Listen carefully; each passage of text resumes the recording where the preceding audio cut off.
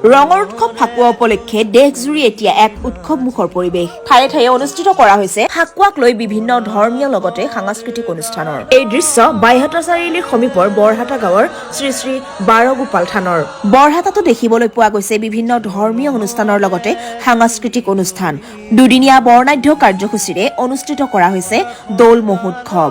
ৰাতিপুৱা 8 বজাত ধৰ্মীয় পতাকা উত্তোলন কৰি দিনজোৰা কাৰ্যসূচীৰে গধূলিলৈ বন্তি প্ৰজ্বলনকে আদি কৰি গধূলি 6 বজাৰ পৰা আমন্ত্ৰিত নাগাৰা নাম দলৰ নাম প্ৰদৰ্শন। ঠিক একেদৰে শনিবাৰৰ ৰাতিপুৱা 10 বজাত মহাপ্ৰভুৰ সমূহীয়া ফাকুৱা খেলৰ লগতে দিনজোৰা কাৰ্যসূচীৰে গধূলিলৈ বঁটা বিতৰণী আৰু সম্বৰ্ধনা অনুষ্ঠানৰ লগতে সাংস্কৃতিক সন্ধিয়াৰ বিশেষ আকৰ্ষণ ৰংগযাত্ৰা নাট্য পৰিষদৰ দ্বাৰা মঞ্চস্থ নাট দেৱকন্যা প্ৰদৰ্শন।